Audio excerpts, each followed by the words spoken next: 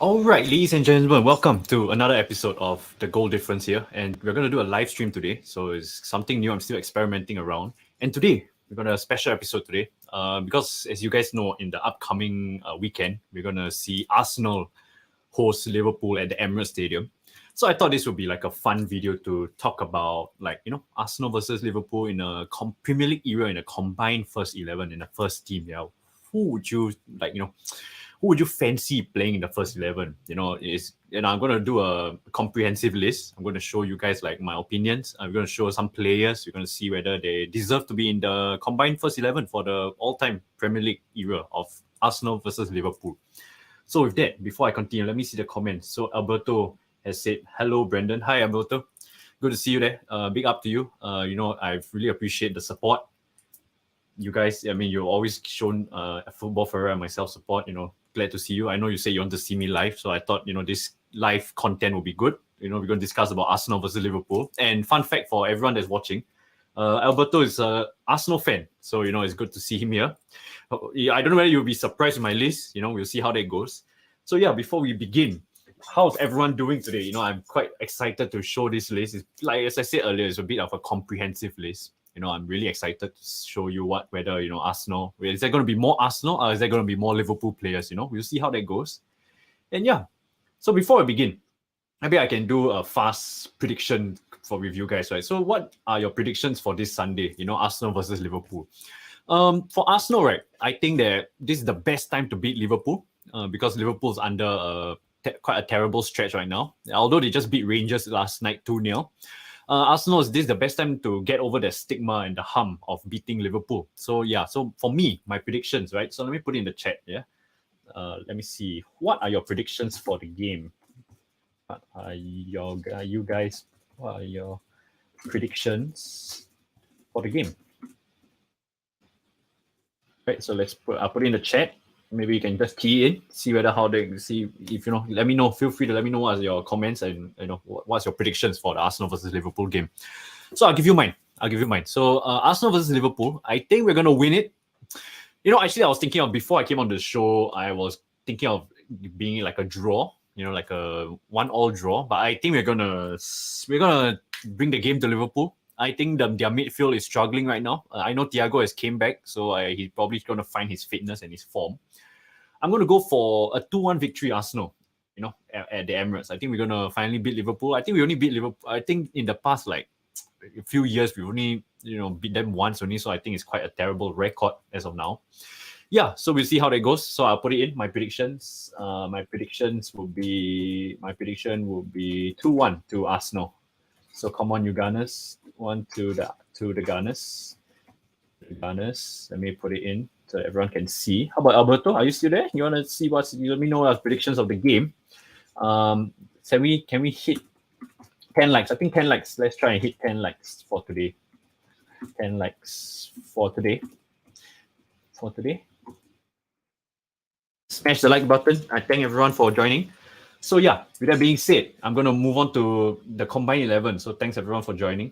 Big up to you guys. I think it's going to be quite a long episode today because it's quite a comprehensive list I made up. So I made this PowerPoint slide. Hello, Luca. Good to see you. Big Arsenal fan. Thanks for joining in. Hope you... Okay, so Luca says 2-2 for Arsenal. Okay, I see where you're coming from. I think it's good to be... I think that's a very fair result because our defense has been a bit shaky, especially at home at the Emirates. Although Saliba is playing, real good football. I believe that in my prediction, I think it's 2-1 to the Gunners. I think we're going to finally get over the hurdle of the Liverpool hurdle, and we're trying to extend our lead at the front of the table. So Luca predicts it's going to be a 2-2 draw. I think that's fair. As I said, Emirates this year, we've been a bit shaky in the back. Gabriel especially, I think, as I said, Saliba is doing really well, but Gabriel is a bit suspect. And Alberto says, I'm going to go for a goal festival because it's Liverpool versus Arsenal. So I'm going for a 4-2 victory for Arsenal. Wow, a 4-2, that's pretty convincing in my opinion. A 4-2 victory for Arsenal, I think that is okay. I mean, we just saw City beat United 6-3. So, it could be another goal festival in the upcoming weekend. We can see how that goes. I personally believe that Liverpool's defense although they just considered 3 against Brighton, I think they're going to show up. If I'm not wrong, Konate is fit again. He may not be match fit for this Sunday, but maybe he could squeeze in the game here. Maybe Klopp could put him in. And if Konate plays with Van Dyke, that could possibly show up their defense by quite a bit. So, with that being said, let's move on. Yeah. So thanks all for predicting and going through with me your predictions. And Lucas says I'm live 9 p.m. So for you, 9 p.m. I think that's really late. So I'm catered towards more of the Singapore crowd. Yeah, Lucas. So I think 9 p.m. will be about 3 a.m. for us. So he's going to talk about the preview of the Arsenal versus Bodo Glimt, the game, the Europa League game. So if you guys want to check it out, feel free to click his channel. Big up to you, Luca. Thanks for coming on. And yeah, with that being said, I may try and join. It's a bit late for me, early in the morning. I'll see how that goes. But thanks, Luca, for joining. All right, so we move on with the list. So I did like a PowerPoint slide, yeah. And this PowerPoint slide is like 75 slides long. So it's going to be quite a long one. We'll go through some debates here and there. If you guys feel free to join in the debate. All right. So the rules for today's combined 11. Okay, so everything football Nest, thanks for joining. Thanks for your comment. He says, I hope Arsenal gets the win versus Liverpool. I do hope so. I think we're gonna, and you're an Arsenal fan as well, right, Ness? Big up to you. We all as a Gunners, we are all mostly Gunners fans here in this chat. I think it's good to see the optimism from our fans. I think we can kind of we can be optimistic about our results, especially against the big clubs this time round. So I believe that, yeah, I do believe, like what Alberto said, if you've seen the chat, he said he thinks it's going to be a 4-2 victory. I think it's going to be a 2-1 victory. Lucas says it's going to be a 2-2 draw. So if, maybe you can comment down below what you think your predictions will be for the game. So yeah, let me go through the rules. So let me continue on. Okay, so the rules for the today's combined 11 will be, the first point will be pick the better player lah. So a bit of Singlish there. For the foreigners, if you guys watching Singlish, is like a Singaporean slang, for our broken English. So yeah, pick the better player. I think that's quite self-explanatory. Pick the better player, and then it's going to be the Premier League era only. So the players like, I would say, like your Ian Rush, John Barnes, your Arsenal players such as, I'll go through some of the Arsenal players as well that had kind of a really good career before the Premier League era may not make this list. So your George Graham time, I think it's going to be a bit difficult for them to get, into the team. And the next point is no biasness, as I'll try, because obviously I'm an Arsenal fan. So it's going to be skewed towards Arsenal, but I'll be very objective driven. I think it's going to be very fair, my list. I came out with the list today and I think it's quite fair. So you guys see how it goes. And then let me block the banner so that maybe you can't see the... Hold on, yeah? Give me a minute. Let me see the comments. Hide. Let me hide this. So sorry about that. All right. So based on their performances with Arsenal or Liverpool only, yeah? So in that case, like maybe an example would be Alexis Sanchez. He had quite a prime career in Barcelona and also he didn't really have a good career after Arsenal with United and now Inter Milan and Marseille. So we are only going to see the players based on their career for Arsenal or Liverpool in their tenure there. Yeah. So I think that's quite straightforward. So it's not career driven or with another team. So with that being said, I think we will commence with this list. Yeah. So we'll see how that goes and we move on. Okay, so before I move on to the list, I'm sorry, I had to refresh my memory. So let me go through some of the biggest busts for Arsenal in the Premier League era, yeah. So here are some of the names that I put up on the list. See if you guys agree with me or disagree. So here are the biggest busts for Arsenal. So the names, we have Francis Jeffers from Everton. He came in as £8 million in like 2002, which is like a big money move at that time, and he basically did F all in Arsenal. And then you got Andres Santos. I think he's most famous for asking for Robin van Persie for his shirt at halftime. He was quite a bit of a flop. He was overweight. Winger. I was quite surprised. I think we signed him from Corinthians. I think poor signing. Then we got Gervinho. Wow. He's a FIFA god. If you guys are in the 2012, you love to play FIFA. A lot of people used to love him on FIFA, but in real life, he didn't really translate for Arsenal. So I think he was one of a bigger bust. You got Mustafi as well. Mustafi, I mean, he was serviceable, but he was really error prone for our wingers time. Yeah, and he couldn't get first team football at the end of his career, and he was eventually released by Arsenal. So that's a really big bust in my opinion. Follow, we have Lucas Perez. He came from a Spanish club. I can't remember for the life of me now. Lucas Perez, yeah, didn't do well for Arsenal. So we move on. Lucas Perez thought to be like at the time when Giroux, Sanchez can come in and try and initiate himself into the team, but clearly did not. And then we got Sebastian Squalici, French centre back. I can't remember where I think he signed for Monaco or something like that, and he really didn't pan out well for us. Again, another player that was released. And Alberto says he liked Mustafi. Okay, I can see why you like Mustafi, because when he came from Valencia, a 35 million pounds move, and people actually rated him really highly because he did quite well in the World Cup, as a rotation centre back behind Hummels and Jerome Boateng, yeah. And I think a bit unfair because of his high money price tag move. When he came to Arsenal, I think Arsenal fans, we crave for that kind of attention because we don't spend a lot of money, yeah. And then when Mustafi came in, he was like, oh yeah, he's gonna show up because he's gonna complement Koscielny really well, because I think Mertesacker had just retired, if I'm not wrong, and that turned out to be quite disastrous. He was a bit erratic. I think at the start of his Arsenal career, he was doing quite all right, but it tailed off really badly for him. So it's quite.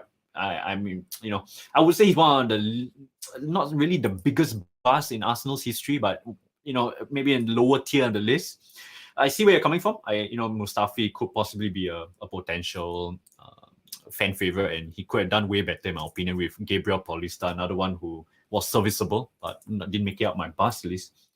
And then last but not least, we got Park Chu-young, a very strange signing from winger. I don't know why we signed him. Apparently, I think he was playing for a French club, and then Lille wanted to sign him. And then when Wenger and Arsenal kind of sparked their interest in him, he suddenly, moved to Arsenal. And I think in 4 years, he only had like less than 10 appearances. So a weird signing for Arsenal and Arsene Wenger.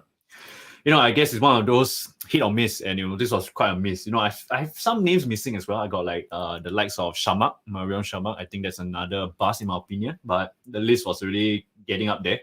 So maybe comment down below who are the biggest bust for Arsenal? Who is the biggest bust in this name? And also, am I missing any names?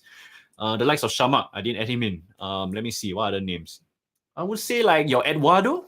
He had a really good impact for Arsenal before he got injured, that scary injury which derailed his career. Eduardo was another promising striker that we had.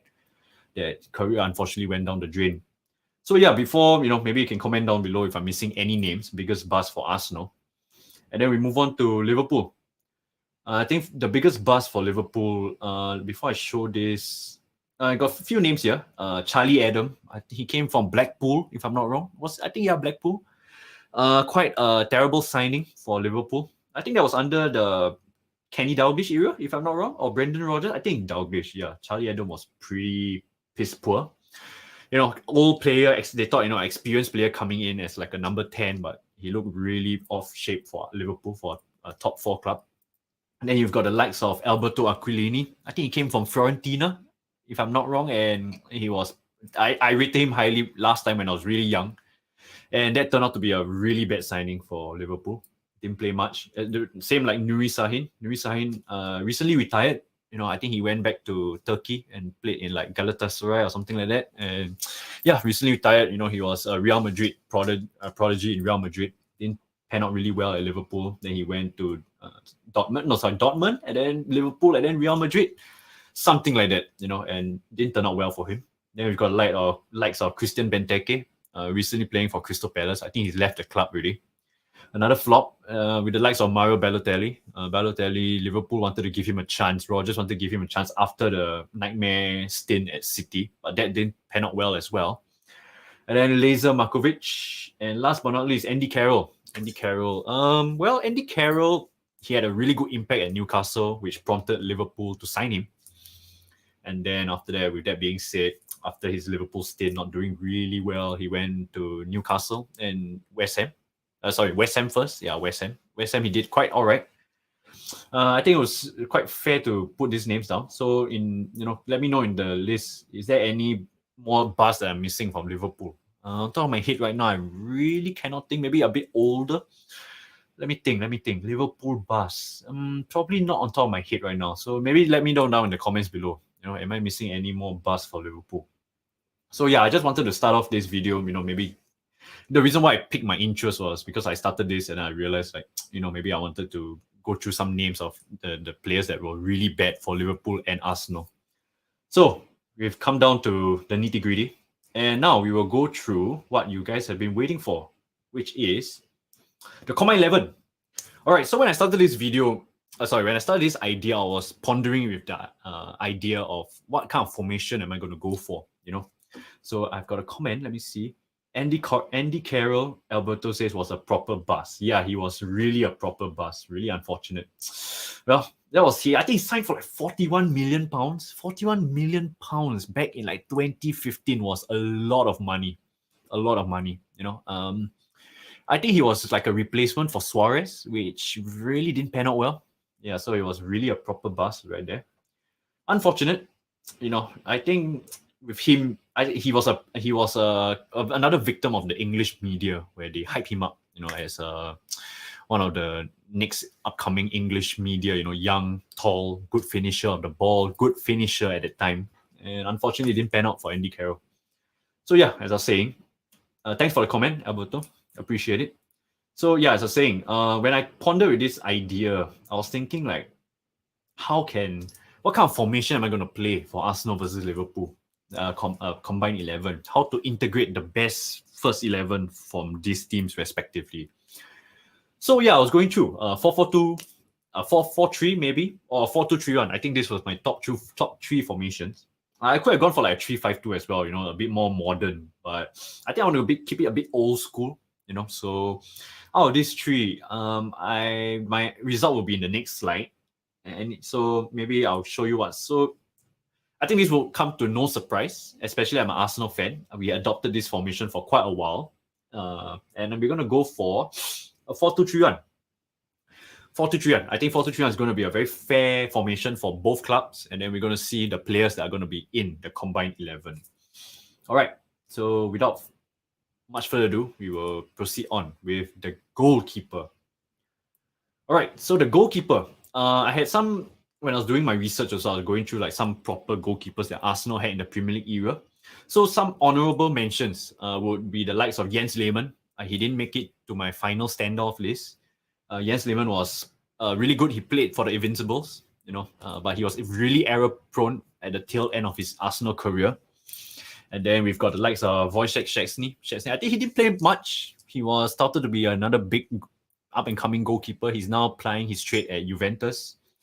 So I've got some comments before. So thanks, Football Ferreira. Big up to you. Thanks for joining the stream.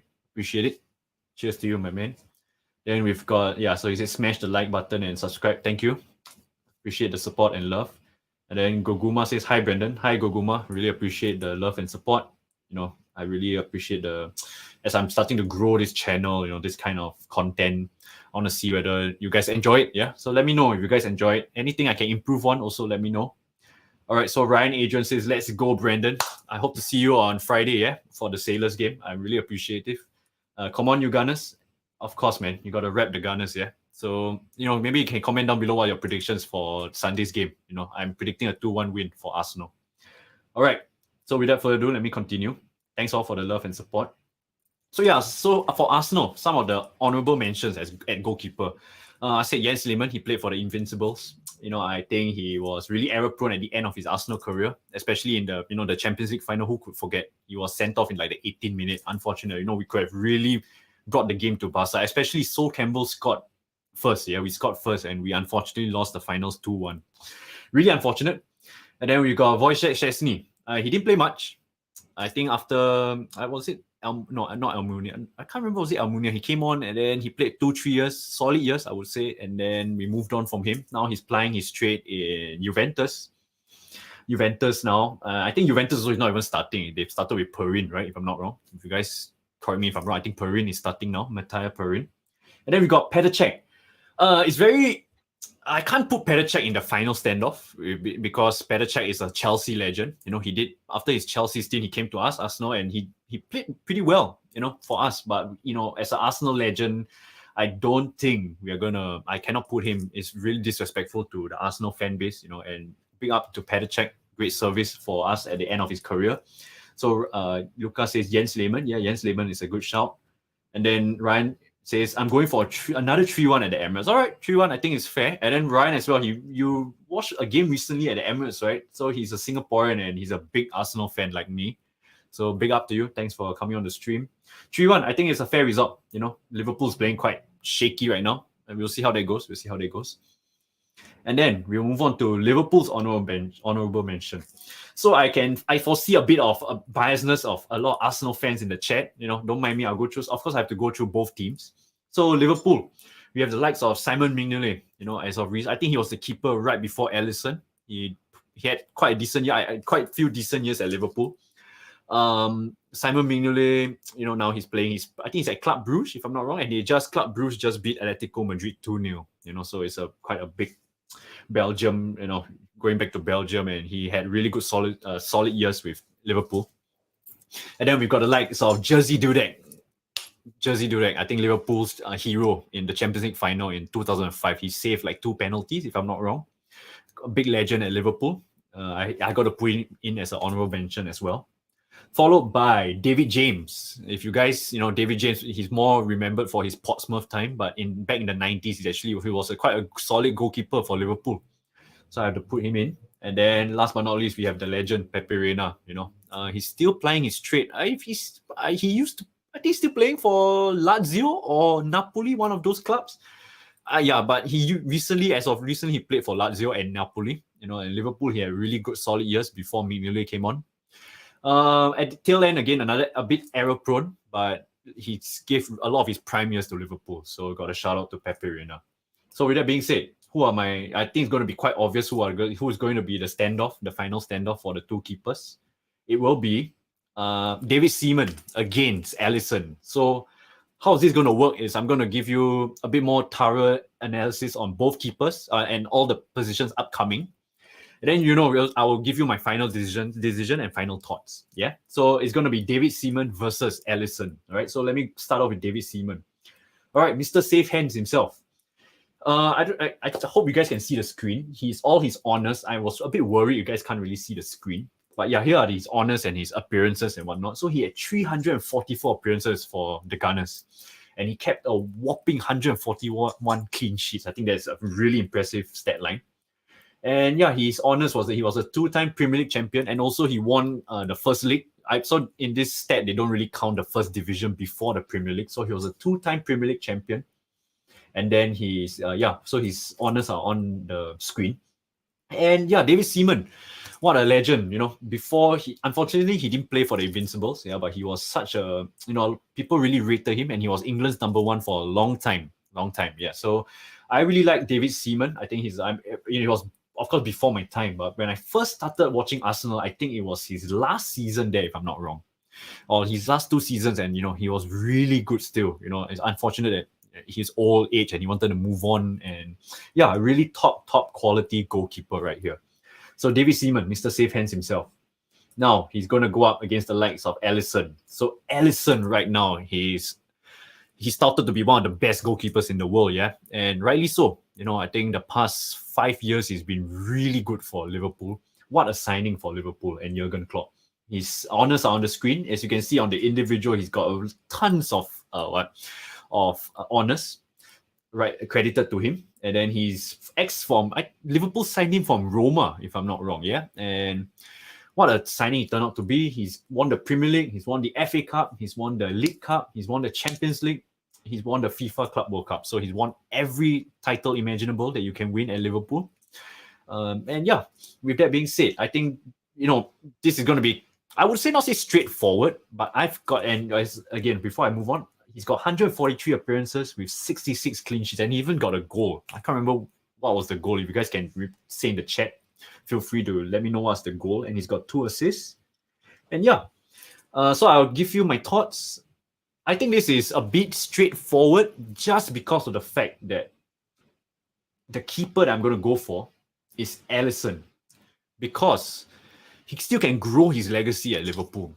Whereas David Seaman and players who are retired, that's it for them. That's all they have to offer. And I think that Alisson still has a big legacy to build on and to grow if he stays at Liverpool. And I think that Alisson is going to be my keeper for the combined 11 of the Arsenal and Liverpool Premier League all time. All right, so let me put that so you guys can see on the screen. I've got Alisson as my goalkeeper.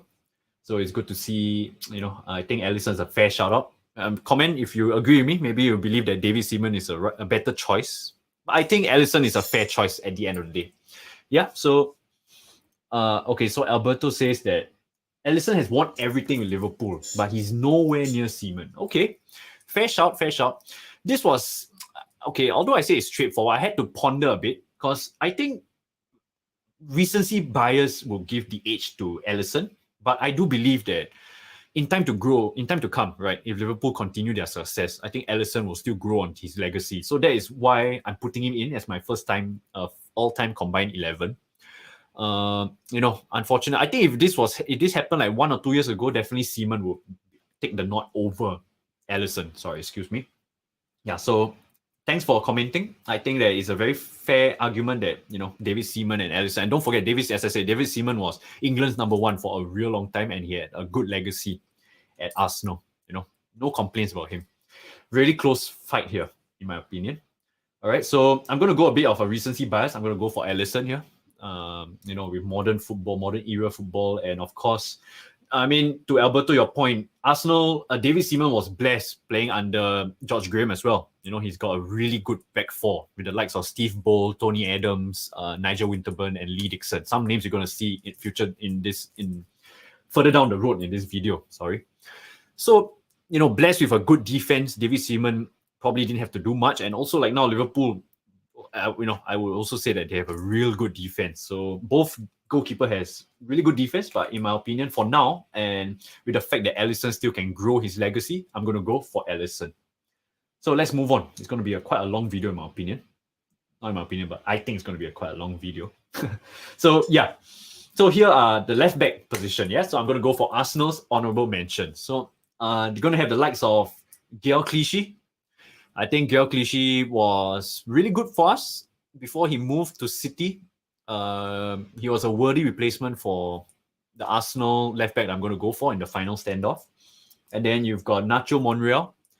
Nacho Monreal, I think, really understated. He's, when he wasn't playing for us, we really struggled. And then he was also kind of like the bridge where we were trying to go for like the 3-5, the wing back kind of position. So he played the traditional left back role in the back four, and then he also played the wing back role in a 5 midfield 3-man defense. And he also covered sometimes at centre back, left centre back. So Monreal, a great servant of the club, really appreciative of what he has done for us. And he just retired this year or last year. He last playing for Real Sociedad with David Silva. So I think a very well deserved career for him. And Monreal, big up to you. And then, of course, as though he's going to watch this video, strive one day, yeah. And then, last but not least, we have Arsenal legend Nigel Winterburn. I think Winterburn was a big, crucial success to Arsenal's 90s dominance. I won't say dominance, but a very consistent era for us. And yeah, so Nigel Winterburn as well. He's Mr. Availability for us. I think he played a lot of games, many years, good service. And then Ryan so I've got a comment here. Ryan says Monreal was such a consistent player. Yeah, I do agree. I really liked him a lot. In a time where, after Koscielny, Mertesacker, those years, Monreal was still the mainstay in the team. And he gave that kind of versatility. And don't forget, Arsenal's problem in the 2015 to, maybe 2014 to 2018 seasons was that our back four, our versatility and our depth wasn't there. So Monreal had to cover a lot of positions. So, with that being said, I think it's fair shout out to Monreal. Thanks, Ryan, for your comment. So yeah, Nigel Winterburn, Arsenal legend. I didn't really see him play much, but I watched some highlights. Really marauding kind of left back for us and defensive stalwart at the back. Yeah, so with that being said, let's move on. So for Liverpool. Okay, so before we move on to Liverpool, we've got the likes of John Anarise. I think John Anarise was a really good left back. I think he kind of, a really good dead ball specialist as well for Liverpool. And, he had a kind of impact for Liverpool. And then he moved to Roma. I think he moved to Roma in like 2008. And yeah, unfortunate for him. He's looking real good now. I watched this podcast recently. He looks really buff. And then the next left back for Liverpool, I had to write his name down because, sorry, Liverpool fans, if you're watching, I never really watched him play before. And his name is Stig Inge Bjornsby. Yeah, apparently the only reason why I put him in because I looked at his statistics and he was, he played a real good like 8 years in the 90s for Liverpool, from like 92 to like 99, 7 years. Yeah, and he was really good, consistent player for Liverpool. That's the only reason why I'm putting in. Sorry, I don't have no recollection of his service at Liverpool. But I mean, I was looking at the likes of like Jose Enrique, Alberto Moreno, Jimmy Traore, all these kind of players. Nah, I had to put this guy, Bjornsby. If I'm even pronouncing it correctly, so Bjornsby, yeah. So, the left back standoff will be none other than, I think it's going to be quite obvious. It's going to be Ashley Cole versus Andrew Robertson. So let me start off with Ashley Cole. So Ashley Cole, I think it's a bit small to see his honours. He was a real good left back for us. He was the replacement for Nigel Winterburn. And he was such an up and coming left back for England, and he's starting off his prime years. I think he gave us like 1 or 2 prime years before he left for Chelsea. He's a real good left back. A lot of ex-players really rate him. They say he's England's best left back ever, which you could make a shout out for that. And it's a pity. Some people say maybe he could have gone abroad. Some if I'm not wrong, who was it? Kieran Richardson, if I'm not wrong, mentioned that Ashley Cole was one of a kind of left back for England. And yeah, I think I have to put him in. It's only fair to put Ashley Cole in as the final standoff candidate for the combined 11. And yeah, he won 2 Premier League. If I don't know, guys can see the screen, but he won 2 Premier Leagues with us, 3 FA Cups, and 2 Community Shields. That's about it for us. And he left Arsenal on quite a sour note. He didn't want to be with us anymore, and then he went on to Chelsea. So with that, let me go on to my Liverpool counterpart, which is Andrew Robertson. As you can see his stats on the screen, similar to Alisson, they've won the same things in their time together with Liverpool. I think they joined in the same year, and his stats are on the screen. He's been a really good marauding left back for Klopp and Liverpool. He goes up with that kind of pace. He's sometimes caught off guard in the defense, but that kind of versatility and his work rate is second to none in the past 2 years, in my opinion. So you can even make a shout that in the past 3 years, he's been one of the best left backs in the Premier League. I think now João Cancelo is making a shout out. It's the best fullback, but Robertson, we cannot forget the impact he has made for Liverpool.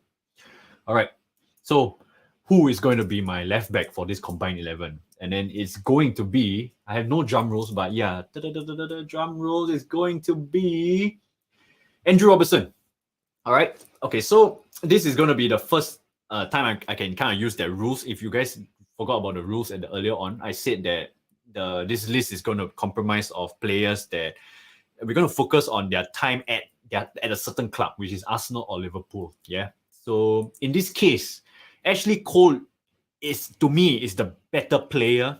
Probably has the better career because throughout his career he's won so much things, accolades as well. However, at Arsenal, as I said earlier, he only won 2 Premier League but yeah, he's won 2 Premier Leagues, 3 FA Cups, and a Community Shield. And his prime years, as I said, first 2, maybe the last 2 years of his Arsenal career, that was his prime.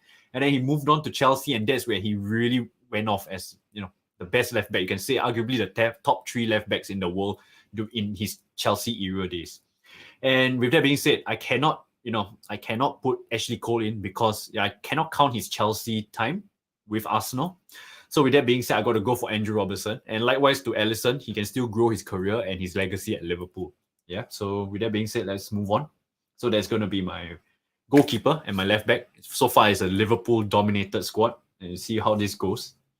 See, if you guys agree, let me know. Disagree means also let me know, guys. All right. Then we move on to right back. All right. So here are some of the honorable mentions for Arsenal. We've got the likes of Lauren. He was a big part of the Invincibles.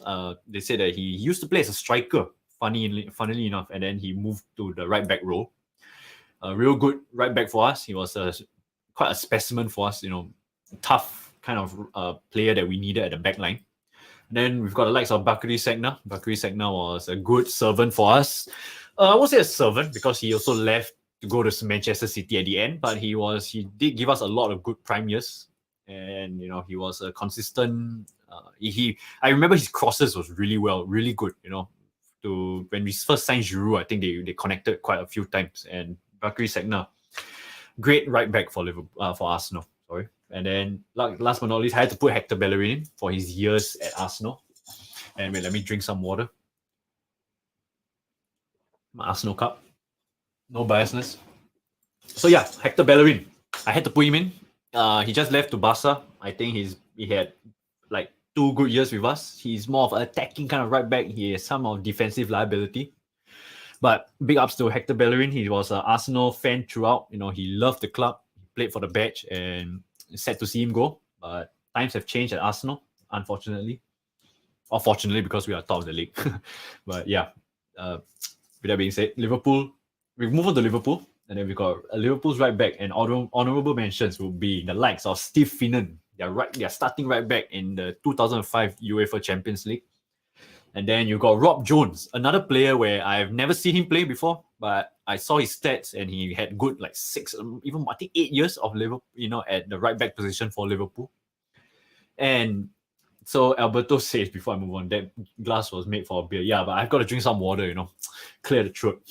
But yeah, thanks for commenting, Alberto. And then last but not least, we have Glenn Johnson. I think Glenn Johnson's career, he was good player, but maybe not deservedly for the top 4 club. He had 1 good year at Liverpool, if I'm not wrong. And then his career just went a downward spiral for him. And yeah, I had to put these 3 players in for the right back. And then I think, to no surprise, maybe right back for Arsenal, you guys can... it's quite obvious, actually. But who's going to be the final standoff against the Arsenal-Liverpool combined 11? It's going to be Lee Dixon, one of the top, I would say, top 15 Arsenal players of all time, against Trent Alexander-Arnold. With the recent kind of criticism that Trent has been going through, it's pretty sad to see. He's a really special talent. I do agree with the media and his critics that he's quite a defensive liability for Liverpool. However, you cannot discount the fact that his dead balls and his crosses are top notch. And I have to put him in this list as the top 2 candidates for the right back position. Yeah. So we move on. Lee Dixon. I don't know whether you guys watched him. Maybe Alberto, one of the older viewers. I've personally never watched him. Because by the time I watched Arsenal, he was already tailing off. He was really pretty old. But he served so many good years for Arsenal. He was in the club for 14 years. And his honours are on the screen. He's won the Premier League twice. He won the FA Cup 3 times. He's also won our only European title in Arsenal's history, which is the Cup Winners' Cup in the 93-94 season. And then he's also won the first division in the 2 years in 88-89 and 1991. On top of my head right now, I think the 88-89? Was it the one where Michael Thomas scored that last minute goal at Liverpool? I should have done more research, because it would be quite a banger, because Arsenal versus Liverpool, the content today, right? And then we won that league, that first division, right? Because we scored the goal at Anfield, that last minute Michael Thomas goal. It was quite an epic scene, yeah. And Lee Dixon, I think is the most important aspect about his game is that he was the leadership that he provide. Again, very consistent player. So Alberto says that Lee Dixon wasn't just an Arsenal legend, he was a football legend. Yes, I will agree. It's sad to see that, I think also because he's a big part of the big 4 of Arsenal's defensive stalwart. And yeah, I think that, how do I put this? Later you see my decision. Yeah, I may ruffle some feathers in this chat. We'll see. But a great legend for Arsenal and even football, as what Alberto says. And then we move on to the next player, which is Trent Alexander-Arnold. All right, so his stats are on the screen. Don't want to go too in depth. His accolades are on the screen. Yeah, you guys can do some research as well. But he's really one of a kind. Could be a defensive liability at times, but with a strong midfield, covering him, I think he's a really talented player that you cannot put out of your, Gareth Southgate. I don't know what you're thinking, but he deserves a starting spot for England. And we move on. Or not, this video is going to take really long. And my final verdict will be Trent Alexander-Arnold. All right, so hear me out. I think Alberto will not be pleased with this one. I'm an Arsenal fan, right? For me personally, I cannot put a player which I've not really seen. I mean, yes, I've seen some highlights here and there, and he's an Arsenal legend, and you can even say a football legend. But similar to Andrew Robertson, I think Trent Alexander-Arnold is going to stay in Liverpool for the long period of time, because he's a Liverpool born and bred, yeah. And I think he's still got a legacy he can build on, a career he can build on, possibly maybe a position change as well in the future. But I think I have to go for Trent Alexander-Arnold, to be fair. And this is also like recency bias, because I've seen a lot of his highlights. I've not really seen too much of Lee Dixon in the past. And if I were to put Lee Dixon over Trent Alexander-Arnold, I would say that I cannot really convincingly, not say argue, but debate that I can, why I put Lee Dixon over Trent. So this was really tight for me, unfortunately, but I have to go for Trent. So those are my 3 players so far in my combined 11. Trent, Robbo, and Alisson, right? So with that being said, let's move on. Guys. So if you guys like this content, like, comment, subscribe, share the word. Maybe with any Arsenal, Liverpool fans, you want to join in the chat, feel free to let me know. Have I made good points? Am I talking nonsense? Maybe I'm talking rubbish here. Let me know. I do appreciate the talks. And one more thing before I move on also is that I wanted to do this video because I feel more comfortable doing a live stream, and I wanted to hear your opinions live.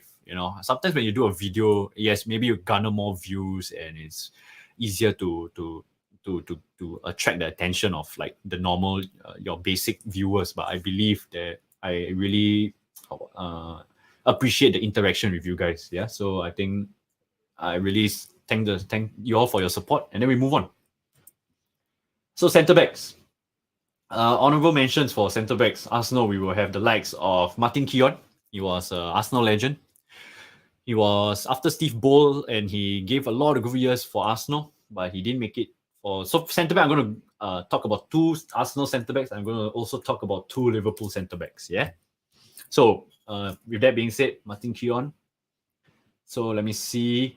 I bet Trent is in there because the midfield forward area of this team must be dominated by Arsenal players. I mean, you, Ryan, stay tuned. Maybe you see whether we dominated this list. You'll be in for a surprise. Yeah. So with that being said, centre backs, we've got Martin Keown, great centre back for Arsenal. Played alongside the likes of Sol Campbell. I think he played alongside Sol Campbell, and before Kolo Touré came on, and also Kolo Touré I'm going to talk about, and he also played with Tony Adams.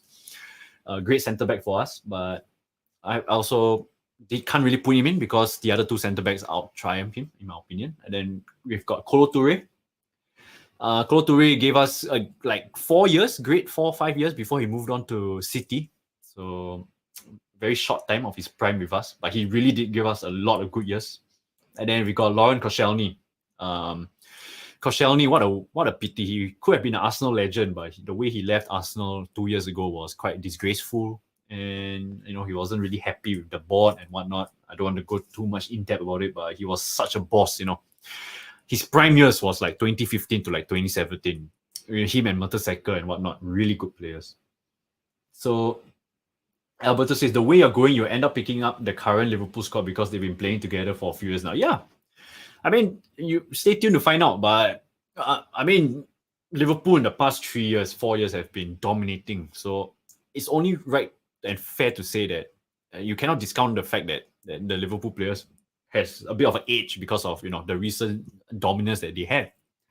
But with that being said, just trying to be more objective driven. It's easy for me to put more Arsenal players in, and then it may sound a bit foolish from my end. Yeah, but so as I said, I may ruffle a few feathers here and there. We'll see how this goes. And then next, we'll move on. We've got Liverpool centre backs. We've got Sami Hyypiä, the likes of Martin Skrtel and Daniel Agger. So when I was going through this list, I was like, Liverpool actually didn't really have a lot of quality centre backs. Daniel Agger he unfortunately had a bad injury. And then funny story is that he's the injury that he sustained that kind of derailed his career was in Singapore, the friendly in Singapore. Joshua, my co-host, mentioned that to me. And then Skirtle was all right. I think he gave a lot of good years, 2-3 years, good, solid, serviceable years for Liverpool. And then we got Sami Hyypiä, I think one of the legends for Liverpool. Unfortunately, didn't make the standoff. Sami Hyypiä was the starting centre-back for Liverpool alongside Jamie Carragher in their Champions League final win. And also the 2007 finals loss to Milan, if I'm not wrong. And yeah, with that being said, who is the final standoff? So it's going to be Van Dijk and Jamie Carragher against the likes of Tony Adams and Sol Campbell. Yeah, so I think this is quite fair for the top 4 centre-backs in the Premier League era for both Arsenal and Liverpool. All right, so we move to Arsenal. So Tony Adams, long list of accolades for him. He was, I think, 14 years our captain. Great captain for us. I think a lot of people really give credit to his leadership on the field. And yeah, he was a lanky kind of centre-back, dominant on the ball. Aerial presence was good. And he, his accolades, it's hard for me to see, but yeah, he's won quite a bit of things, for Arsenal. I won't go too in-depth about it. Mr. Arsenal himself, yes, Mr. Alberto, rightly pointed out. So Tony Adams, unfortunately, after he retired, he had quite a comedic run of affairs. Like remember that Granada, he was coaching Granada, he did that on the field nonsense training, yeah. And then and recently also he had some I can't remember media thing and people were calling out for it. And it was pretty funny. But yeah, Tony Adams, Mr. Arsenal himself, great legend. He played before a long time before the Premier League as well. I think he started at like 84, 85, and then his career stretched out all the way to like 2000s. So great legend himself, Mr. Arsenal himself. All right, move on to our next player, Sol Campbell. This Sol Campbell, what a player. He was dominant. You can easily say he was like the top 3 centre-backs in the world at one point in our Champions League run. He was such a dominant force for us. And, the funny thing is, if you are a Spurs fan, I'm sorry, but he came from White Hart Lane to Highbury, and then he won so many things for us, and he was consistent. So sorry for you Spurs fans out there, but Sol Campbell really quite sad. He was captain as well, right, for Tottenham when it's quite a shitty thing to do, but yeah. What to do? He came to the bigger club in North London, yeah. So his accolades are on the screen. He gave us like 5 really solid years before he moved off, a bit injury prone in the last 2 years, but he moved on to Portsmouth, if I'm not wrong. Yeah, Portsmouth. He won the FA Cup there. Don't want to go too much, and he scored the Champions League. During our finals against Barcelona, he scored that goal. Brought us ahead against Barcelona in the first half. Was it first half? I can't remember. Yeah, but. Moving on, we've got the likes of Jamie Carragher. I won't say Mr. Liverpool, but he's dedicated his whole career at Liverpool. The Scouser himself, Mr. Sky Sports Pundit. I know he's making a career and he's a real good pundit. Many years at Liverpool he served. He's got his accolades on the screen. Never won the Premier League with Liverpool, but he's won multiple FA Cups. He's won the Champions League as well. And yeah, Jamie Carragher, nothing much to say. He Mr. Dependable for Liverpool. Yeah. Next up, we have Virgil Van Dyke. And you see his accolades. I don't even know you guys can see the screen properly, but Virgil Van Dyke has been such a beast the past 5 years for Liverpool. Came from Southampton. Jurgen Klopp signed him. And ever since then, he's not looked back. Maybe this year you can say he's a bit of a defensive liability. Not say liability, he's dropped off quite a bit. Maybe because of the midfield issues in Liverpool. But no denying he's been, possibly the best centre-back in the world in the years of 2018 to possibly 2020 before the COVID pandemic. Top player. He's got the leadership, I would say, but he's got the kind of ball presence, not ball presence, but ball playing ability, and also his height and his defensive. There was a stat that he didn't let anyone dribble past him for like 1.5 years. So Ryan commented that Van Dijk made a massive difference to that Liverpool team. Yeah, you can honestly make that argument because before Van Dijk came on, they still had the likes of Lovren, right? Lovren, Egger was on his way out. Skirtle also was on his way out. And Van Dijk really came in and, the first season, he didn't really need to adjust much because he came from Southampton, really playing Premier League football, and his prime years straight away hit off at Liverpool. So what a great signing. And he was one of the signings, if I'm not wrong, where when they sold Coutinho, they used that money for Van Dyke and Alisson. And what those two signings have been instrumental for Liverpool's success in the past 4 years. Yeah.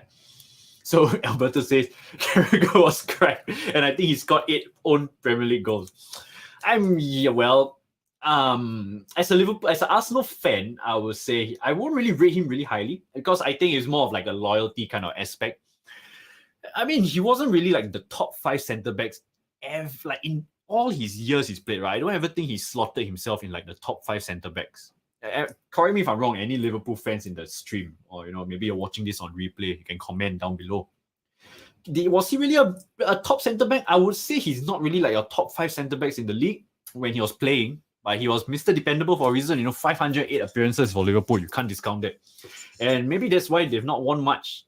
I won't say won much, but maybe that's why Liverpool didn't really win. They could have won more maybe with a better centre back pairing. And like as I said earlier, when I was going through the centre backs, not many centre backs like came on top of my mind for Liverpool. All right, so thanks for your comments, guys. Final verdict. There was no suspense there, but I'm going to go for Tony Adams and Virgil Van Dyke.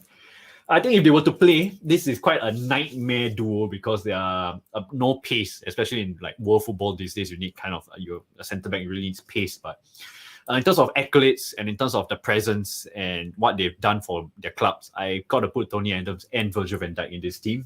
So don't have to say much there. So this is my defense. 4-2-3-1, as I said earlier, my formation, and this is my current lineup so far. And then we'll move on to midfield, yeah? So for my 2 center defensive mids, yeah? So I'm going to go through honorable mentions for Arsenal. For Arsenal, we have 3 players here. So we've got Gilberto Silva. I think he was a very pivotal player for us, giving that kind of defensive presence, similar to in that era, right? You can say like the likes of Claude Makelele, the likes of Michael Essien, a true destroyer of the game, which is what we're lacking for like the past. Since his time, we never really had a true destroyer of the game ever since Gilberto. Yeah, you've got the likes of Alex Song, which he was more on-off, and then he started to reach his prime, and then he left us for Barca, playing absolutely and doing F all at Barca, chasing the money, and now his career is down the drain. And yeah, Gilberto Silva, great player. He was voted Arsenal's player of the season in like 2008, and that was when like he was really tailing down, and he was a great leadership component for the young Cesc Fabregas, and also not Ramsey, who else? The young Nasri as well at that time. All right, so next one we have Aaron Ramsey. Aaron Ramsey recently left us in like 3 years ago, if I'm not wrong, and he went to Juve on a free. He started playing like first team football at like 2012, and he really gave us like good 8 years of solid central midfield presence. He was badly injured by Ryan Shawcross at Stoke City. So Ryan, let me go through the comments. Ryan says that Sir Aaron Ramsey, one of my favorite ever Arsenal players. Yeah, he was such a dependable center mid. He can go up the field, kind of presence that we want. Arsenal, when we were playing, I would say during that era, we had a lot of players who were a bit injury prone, and I think he was quite reliable, and the fact that he can bring the ball up for us, and at the time we had the likes of Ozil feeding the ball through the lines, and sometimes our offense couldn't get the rhythm going, but Ramsey was there to always be that kind of presence we could rely on for those years from 2013, I would say, to like 2018. So a great contributor for the team. And then last but not least, we have Cesc Fabregas. Sometimes I wonder, I won't go too much about Cesc Fabregas because he went on to Barca, then he went back to Chelsea. But yeah, I think Cesc Fabregas, what potentially could have happened if he didn't go to Barca? Yeah. So Alberto says, so fun fact, Gilberto Silva. So Gilberto Silva, the Brazilian with the European football brain. Yeah, I think it was really understated that he could play the ball. Like he's good under the ball. He's not really just your destroyer and that's it. He could really kind of compose the back line, and that's why I think Kolo Touré really benefited. The likes of Sol Campbell and Kolo Touré. Kolo Touré was still really young, and then you had Gilberto Silva that came in and gave that kind of defensive presence for us. And I won't go too off tangent, but Arsenal is really lacking like that kind of defensive in the later years of Wenger. I think the defensive, our liability was in the defense, and I think we couldn't get that going until Koscielny and Mertesacker. And I think this is one of the biggest reasons why, because we didn't have like a Gilberto Silva, in our team. All right, so for Liverpool, we've got the likes of Xabi Alonso, Javier Mascherano, and also Fabinho. I think Fabinho has been fantastic so far, and you can see the kind of presence that Liverpool, as of late, they've not been doing really well. And when Fabinho is not doing well and he's injured and he's not in the first 11, the kind of it shows cracks in the system for the back four of Liverpool. Yeah, and then you've got the likes of Javier Mascherano. Mascherano was from West Ham, and then he joined Liverpool, and he gave them like a good 3-4 years before he moved on to Barca. Fantastic player. Really good defensive mind for Liverpool and also for Barca. And then, Xabi Alonso, what a legend. Their starting centre mid in their Champions League final win against Milan in 2005. And he's one of my favourite players, actually. He played for Real Madrid after that, and then he went to Bayern for a short while. A real good player. I really like the likes of like Pirlo, Xabi Alonso, a true midfielder who knows how to dictate the play and also like reset the play and compose the midfield and the team. Fantastic player. Yeah. So the final verdict would be, okay, before I go on to my final verdict, can we smash 15 likes? How about that, guys? My first ever 15 like video. 15 likes. Can we smash? I love the support. Thanks everyone for joining us again. And it's a bit long-winded, but I hope you guys like this kind of like analysis for me. It's going to be a 75 slides show here, and we are at 39 right now, so we are halfway there. Yeah. Midfield standoffs. We've got Stevie G, and then we've got Jordan Henderson, and then Patrick Vieira, and then Ray Parlour. Yeah. So let's move on. Yeah. Don't want to waste too much time. All right, Patrick Vieira. Mr. Oil Bum on his jersey. What a legend for us, yeah. Now he's Crystal Palace manager. Gave us a lot of good years. He came in 95? I think, if I'm not wrong, Wenger's first year was Vieira's first year. I could be wrong there. Or maybe second year, Wenger's second year. Yeah, I could be wrong there, but ever since then, he's been Wenger's dependable lieutenant in the midfield, and he was part of the Invincibles teams as well. And then later on in his career, Wenger deemed him to be a bit, not say injury prone, but getting old up in age. And then we sold him to Juventus. I think it was a mistake, but I think it was mutual. Both parties felt that it's time to move on. But his accolades are on the screen. I don't know if you guys can see it, but he won a lot. He's won a lot for Arsenal, and he's an Arsenal legend, one of our best midfielders of all time. So with that being said, let's move on. Patrick Vieira, big up to you. And I should have get his signature when he came to Singapore. Whatever. That's a story for another day. And then we've got the likes of Ray Parlour. And I think when you think of the 90s team, you have the likes of Emmanuel Petit, but Ray Parlour was Petit came. He was kind of like our third midfield and a good reliable option off the bench in a 4-4-2 system. But Ray Parlour was Mr. Consistent for us as well.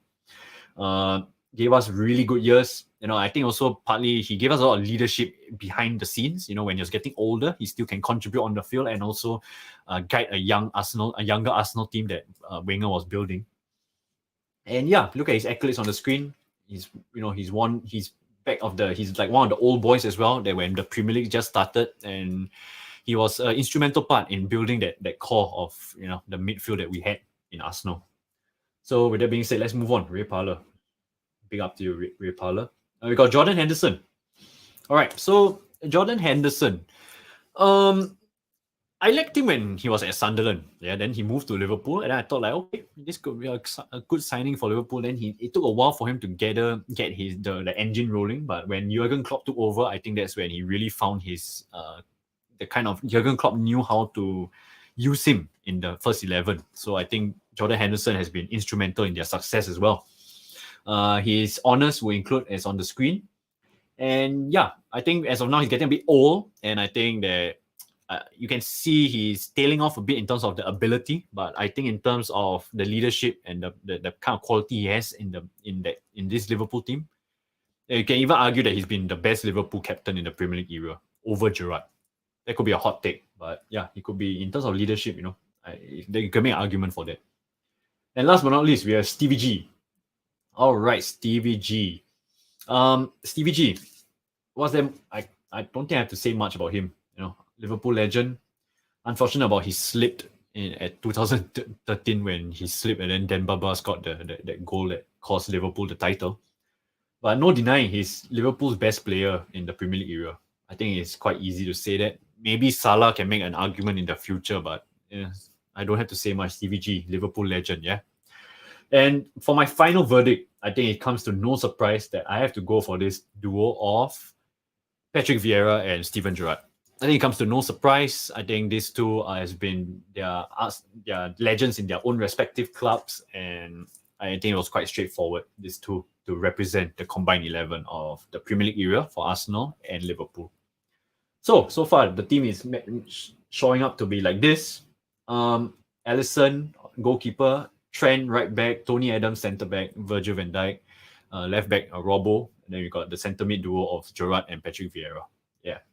All right, so we move on to left mid, if I'm not wrong. Yeah, left midfielder. All right, so sorry about that. So left midfielders, Arsenal honourable mentions would be Marc Overmars and Alexis Sanchez. So Marc Overmars, he only gave us like 3 years, but some still say that 3 years was fantastic for Arsenal. He moved on to Barcelona, and we sold him, unfortunately. I think in that era, right, we were really lucky to have like good players coming in at the right time to build the invincible squad, but we really let go of a lot of good talent at that era as well. The likes of Petit, the likes of Overmars, the likes of Anelka, all these kind of players that could have been potentially even bigger contributors, and they weren't old. I mean, except for Petit, but the likes of Overmars, Anelka wasn't really happy with his usage at Arsenal, but he moved on to Real Madrid. Then Overmars as well moved to Barca.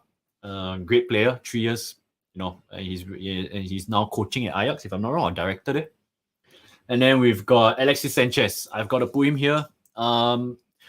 I would say he's not in a final standoff position because he gave us a good quality 4 years, but if you see the names later, I cannot put him over these names. No way I can put him there. Yeah. So Sanchez, if he had stayed on for 2 more years with that kind of quality service, I think he could potentially make a shout out for this team. But that 4 years and that's about it. I cannot put him in, unfortunately. Yeah, and Sanchez, you betrayed us for United, so I cannot forgive you for that. Terrible. I mean, karma hit you hard because in the end you didn't really do well at United with that horrible piano intro. Yeah. All right, so Liverpool's honourable mentions, we've got the likes of Patrick Berger. I didn't watch him much, so I just put him there because he had like 140 appearances. So the likes, if you have more than 100 appearances for the club, I would say that you were a starter. I think it's fair to say that you were a valuable contributor. And then Harry Kewell. Harry Kewell was he played in the Champions League final, if I'm not wrong, both Champions League final. Australian, I think he was one of the better Australian players, the likes of Tim Cahill, Harry Kewell. That golden generation of Australian players, a great player of the ball. And, the likes of Luis Garcia and himself on the wings, it was quite frightening at times during that 2005 to 2008 era. So my final standoff is Sadio Mane against Robert Perez. All right, so let's move on. So Robert Perez. I really like Robert Perez. Okay, so Robert Perez, he's honest.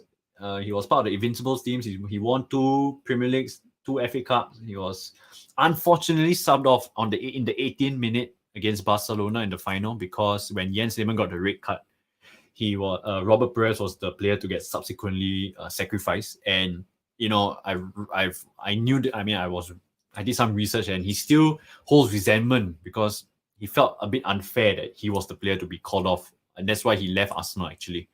He was really angry with Wenger. And he went on to Villarreal. Great player of the ball. I love Rob Perez when he was playing for us.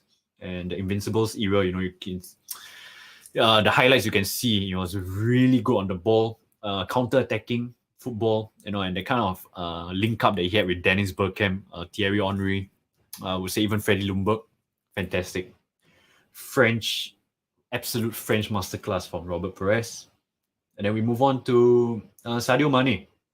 All right, so Sadio Mane just left for Bayern, but I think his value cannot be understated. His stats, I'm sorry it's a bit small, the stats, if I'm not wrong, but I was going through his stats, and this guy was massive for Liverpool in their success. I got to say, I cannot devalue him. I think that Liverpool, and another reason why Liverpool is struggling this year is because Sadio Mane left, and then I think that played he left a huge hole in that kind of the rotation and the kind of football that Liverpool plays. I think it really left a big hole for Liverpool. Sad to see him go. But I mean, for Liverpool fans, but as an Arsenal fan, I'm happy that he went to Bayern because he won't terrorize us. He won't terrorize us this Sunday, obviously. And he was such a menace for against the likes of us and other teams as well. So, who is going to be the left midfielder that plays for this combined 11? I'll be honest with you guys. I had Perez first actually, but I had to go with Mane, unfortunately, because a bit biasness because I had to go for Perez. But Mane, if you compare the statistics between the two, I cannot put Mane over Perez. The kind of value that Mane had for the team is instrumental and is really invaluable. I don't think Liverpool, you see, the likes that Mane is left and they're struggling. I don't think, yes, you can make an argument that their midfield is, the depth is not there, but Mane is also part of it. And, if you guys can see the combined 11 now, it's looking a bit one-sided. And I think the next three players is also a bit straightforward, so I'll breeze through faster. And yeah, but I've got to go for Mane. I don't know if you guys agree with me, but as objectively driven, Perez actually, both, you can compare both of them quite objectively because both played 5 years, I think, if I'm not wrong, for their clubs, 5 to 6 years. And, the stats don't lie. Yes, Robert Perez was probably, I would rate him higher than Mane, but Mane's success and the kind of impact he had for Liverpool, I think he was instrumental. I had to put Mane over Perez. So, if you can see an earlier comment, Ryan says that I bet Trent is in there because the midfield forward area of this team must be dominated by Arsenal players. I mean, now you can see it's going to be a bit Liverpool dominated, but I hope you guys like this list so far. If you agree or disagree, let me know. And we move on. So I aim to finish this stream in like maybe 1.5 hours, so another 22 minutes. So yeah, right midfielder. Arsenal honorable mentions will be Theo Walcott and I don't know whether you guys will like this, but Bukayo Saka. I think Bukayo Saka was this list is also meant to grow in the future. I think Saka could potentially make an argument for this list in the future. If he stays at Arsenal throughout his career, of course. He's only 21 years old. He can still give us a good 7 to 8 more years, prime years with us. And then Theo Walcott. I would say that I think he didn't really live up to his expectations when Arsenal signed him from Southampton, but he was a valuable contributor. He scored more than 100 goals for us, and I think if you scored more than 100 goals for Arsenal, I think it's fair to say that you deserve to be in the honourable mentions for Arsenal in the right midfield role. He's still playing, right? He's in Southampton right now, yeah, on the bench, right? So it goes to show how young he was bursting into the scene, and he's still playing in today's game, yeah. And then for Liverpool, we've got the likes of Steve McManaman. Fun fact, he's the first English player to win the Champions League with a foreign team. So Steve McManaman, he won it with Real Madrid. So, what a testament to his skill because English players usually don't really get that international recognition because they don't go abroad. But Paul Gascoigne, the likes of Paul Gascoigne, the likes of Steve McManaman, those players went on abroad and had major success in the international leagues. Yeah, and also with that point being said, there's another player on this list that didn't really have that international success. We'll get to him in a minute. And then we've got the likes of Luis Garcia and Dirk Kuyt. I know some forums said that Dirk Kuyt was actually Liverpool's best right midfielder. I think he was a really good, serviceable player for Liverpool, but I think that as of recent times, there's another player which I'm sure you guys would know has overtaken him in that list. And then Luis Garcia. I think Luis Garcia played more of a central role, but he was deployed as a right winger as well. And Luis Garcia was a great player for Liverpool. I think he's the skills that he had. I think he was a really good player. And for left midfielder, we have the final right midfielder. We have the final standoff, which is Mo Salah against Freddie Ljungberg. Freddie Ljungberg, I think that he was instrumental in our Invincible squad. I think for him, the most important thing was that in a recent interview that he did when he was doing the final masterclass, the breakdown of the the strategic mind of like managers when they won when it was a big game and they won that game. Ljungberg said that he had to be deployed as more of like in the Invincibles team. Wenger deployed. So wait, before I move on, Alberto commented that I think you are underappreciating Saka. He's 21 years old and already bossing the Premier League. Yeah, of course. But I had to put Freddie Ljungberg over Saka for now because Saka hasn't. I think if 2 years from now, if I do this list, Saka is definitely over Ljungberg. But right now, as of now, I think Ljungberg takes the nod over him. And I really don't get me wrong, I really do rate Saka highly. I think we need to tie him down for the long term, and he's been instrumental, and he's also a big part of the reason why people want to come to Arsenal and play with us and Arsenal, because the likes of Saka, forward players, and also don't forget Saka's versatility is also really crucial for us. Yeah, but I'm not underappreciating. I think that in this case, Ljungberg still takes the nod over him. But if I were to do this list 2 years from now, I think that he would definitely be. You can make an argument that he'll be over Freddie Ljungberg. All right, thanks for the comment, Alberto. So, as I was saying, Freddie Ljungberg recently mentioned that he had to play more of like he had to adapt.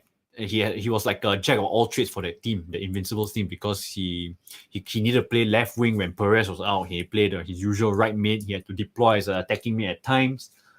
He was a really instrumental player for us, and I really rate him highly. And rightly so, I think Wenger also appreciated the kind of skills that he had on the ball, and also his high work rate and his delivery. Don't forget, Ljungberg's crosses were quite deadly. I think he's a bit underappreciated by many, especially in our own fan base. Yeah, when he moved on to West Ham for like a year, and then he went back to Sweden, if I'm not wrong, to play. And next player we have Mo Salah. Mo Salah. What do I have to say? You can make an argument that he's been like the best footballer in like the past 3 years. It's maybe I won't go too much about his Liverpool career, but maybe more on the fact that he was a Chelsea flop. Yeah. Then he moved to Roma, had good 2 years, and then Klopp decided to bring him back to the Premier League. And then people were like, nah, why would you want to bring a player back to the Premier League when he has shown that he's not good enough? And and all those people, the critics, the doubters, look at they were proven massively wrong. In his first season, he scored 32 goals for Liverpool, and that kick-started the rhythm, and the kind of dominating football that Liverpool has been playing the past 4 or 5 years. And I think this is straightforward. My right midfielder has to go for Mo Salah. I think not to a surprise to many, Mo Salah deserves the nod here. And look at our lineup right now. We only have 2 Arsenal players right now. It's sad to see, yeah. But am I wrong in this list? Let me know. Comment down below. Did I get it right? Did I get it wrong? Let me know. I would say maybe I will make an argument that I could have put Perez over Mane, but I have to go for Mane, and maybe Lee Dixon over Trent. But I have to put Trent also. I can convincingly debate better for Trent as compared to Lee Dixon. All right, so we move on to our last 2 positions, which is our attacking mid row. All right, so the attacking mid row. Oh my god, when I was going through this list, right? I mean, this position, it made me go back to I love our attacking midfielders. We had the likes of Mesut Ozil. Yeah, later on he had time. He didn't really leave Arsenal on good terms. But Mesut Ozil in his prime, what a player! You can make an argument that his work rate and he didn't really press hard, but when you watch him, right, he's such an exquisite. He's like someone commented like he's like a Lambo.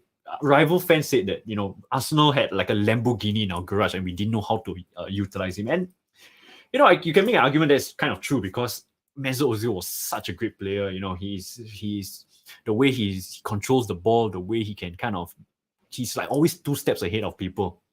And you can even make an argument that Odegaard is also starting to get the kind of transition in his play. I see a lot of Odegaard in Ozil. And then we've got the likes of Thomas Rosicky. He was one of my, if you were to make like a top 5 most favorite Arsenal players, Rosicky is one of my favorite players of all time. It's very unfortunate that, so I've got a comment here. Ryan says that Henry and Bergkamp, the remaining 2 players, there's no debate. I mean, you can see how the list has been skewing, right? I have to fight for Arsenal, and yeah. So going back to the point, Thomas Rosicky, one of my top favorite players of all time. He didn't really have a big impact for us. He had a big impact for us, but he could have had a bigger impact if it's not for injuries, unfortunately. Unfortunately, Rosicky is one of my favorite players, but he was injury prone, unfortunately, and I really loved him and I rated him really highly. The little Mozart for us. And Santi Cazorla. I actually want to put him in our centre mid, but I think he's such a versatile player. Cazorla can play the left, can play the right, can play the more of like a deep lying playmaker. He can play your number 10 role. What a player for Malaga. We signed him. At first, when we signed him, I was like, who is this Cazorla dude? Then when I first saw him play, I was like, holy crap, this guy can play football, man. Right leg, left leg, no weak foot. What a vision. It's really sad to see that we didn't win the Premier League with him. Eventually maybe we'll win the Premier League in the next 5 years. I'm hopeful. But yeah, Cazorla. And then next but not least, we've got Liverpool. Well, I was doing my research. I really could not find an adequate honorable mention for Liverpool because they played a lot of 4-4-2s, your usual two centre mids. And you could put Steven Gerrard here, but I couldn't find anyone from Liverpool. So I don't want to waste too much time. My final standoff will be Felipe Coutinho and Dennis Bergkamp. So let's move on. Dennis Bergkamp first. The non-flying Dutchman. What a player. I know I didn't even know that he was a Ballon d'Or runner in the 93 season. I didn't know that. And he was third place in 92 when he was at Inter. Was he at Inter or Ajax at that time? I'm not too sure. But I think Ajax. He was at Ajax. And then he went on to Inter. He didn't really impress at Inter. And then Arsenal signed Dennis Bergkamp. What a signing. One of our top 5 signings of all time. This guy he's a mastermind of football. People always assume that he's a bit lanky, a bit slow on the ball, but he had that kind of vision, the kind of ball playing skills. What a legend. I really, as a traditional, he played the number 10 role, as he got older, because how good he was, talented, and how technically skilled he was on the ball, right? You could make an argument that when he got older, it didn't really affect him much because of how skillful Dennis Bergkamp was, the kind of football he played. I can't say enough about him. He's such an Arsenal legend. He's a football legend, sorry. This Dennis Bergkamp, the non-flying Dutchman. And why people call him the non-flying Dutchman is because he had the fear of flying. So many a times in the local, in UK games, he will rather take a bus or drive to those games because he's had the fear of flying. So Dennis Bergkamp, what a player. A legend. I can't say, just go watch some highlights and you'll see what a player. So yeah, Felipe Coutinho. I don't waste much time here. Coutinho he had one prime year with Liverpool. Then Barca snapped, 2 prime years, I would say 2 prime years. Then Barca snapped him up. And I think he was an instrumental player. He was crucial into their growing of the dominance now. You could say that it's a bit unfair because he was the catalyst of Klopp's. He was the catalyst of Liverpool's success now, right? But with that being said, also when he was sold to Barca, the money, as I said earlier on, was used for Alisson and Van Dijk, 2 crucial cogs into their team. So he's really been a huge success on and off the field for Liverpool. But straightforward here, I got to go for Dennis Bergkamp. I don't think anyone can argue with me. I think the comments and the chat has rightly agreed that in an attacking mid role, you have to go for Dennis Bergkamp. Yeah, and the non-flying Dutchman. So I have a comment here, Arsenal fan. So thanks for tuning in. Like, comment, subscribe. Really appreciate the love and support. I'm assuming that you are saying that you're Arsenal fan. So yeah, big up to you. Huge Arsenal fan as well. Good to see that people are tuning into the stream. And then with where else? So Dennis Bergkamp, no arguments here. I have to put him here. So he's my attacking midfielder. And then for striker, so here are my honorable mentions. I have to put Ian Wright. Ian Wright is my honorable mention. I think he was world class for us in when we signed him from Crystal Palace. He won, I think, 2 Premier Leagues with us, if I'm not wrong. He won 1 first division. Oh yeah, I can't remember, but he won 1 Premier League title with us. And what a great speedster. I think he was the original speedster of the English football game. He was really fast. The kind of counter-attacking game that we are deployed back in the 90s. He's the big reason why we could score a lot of goals. And then follow up, we had Olivier Giroux. Great service for us.